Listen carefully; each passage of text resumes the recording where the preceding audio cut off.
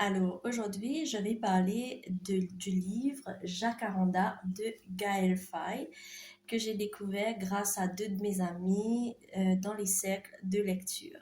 Donc j'ai eu beaucoup de plaisir à le lire. C'est un livre qui m'a beaucoup bouleversée. Il se lit très vite, facilement. Le langage est très intéressant. Commençons par ce qu'est le jacaranda. Le jacaranda est un arbre aux fleurs mauves qui pousse au Rwanda. Alors, le roman explore une partie de l'histoire de ce pays, justement, et on parle principalement du génocide qui a eu lieu en 1994 et des événements un peu avant. Et c'est un pays en reconstruction après ces événements atroces. On va suivre le parcours de Milan. Alors, Milan, il est né en France d'une mère rwandaise et d'un père français. Et la maman ne parle jamais de son pays natal, elle ne parle pas du tout de ça.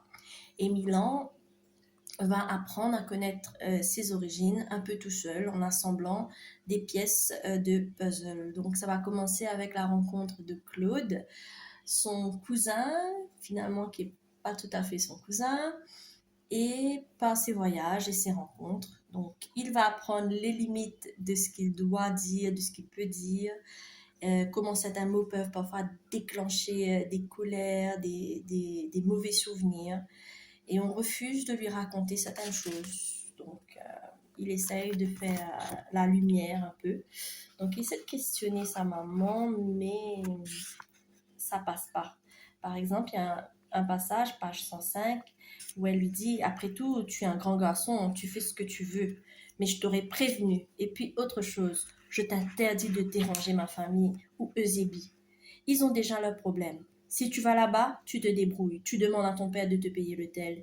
Et aussi, ne va pas remuer le passé. Je t'interdis de poser des questions à ma famille comme un enquêteur de police. Ça ne se fait pas dans notre culture d'être indiscret. C'est impoli. Tu m'as comprise?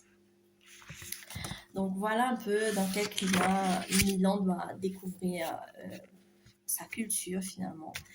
Et il finira par poser ses valises au Rwanda. Il va assister au Gakaka, une sorte de tribunal ouvert où on essaie de rendre justice aux victimes.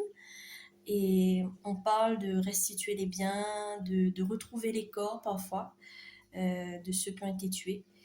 Et on découvre avec Milan justement le conflit, ce qui oppose les Hutus et les Tutsis. Donc ce n'est qu'une différence physique sur la longueur du nez.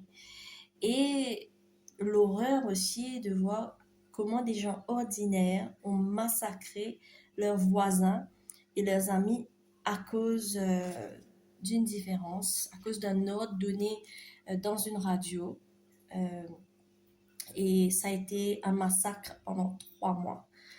Donc, ce qui m'a le plus frappé, c'est la réaction des gens. Donc, quand on raconte ces événements-là, ça déclenche des crises, des cris. C'est comme si ils étaient en train de vivre ces traumas-là, même si c'est pas leur souvenir, même s'ils n'ont pas assisté à tout ça, même s'ils n'étaient même pas nés à l'époque du génocide. Donc, c'est comme si quelque chose d'ancien était enraciné en eux et parlait au nom de toutes ces souffrances.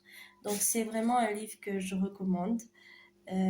C'est pas mon style de livre d'ordinaire, mais je pense qu'il faut que je m'ouvre un peu plus à ce genre de lecture. Donc, voilà.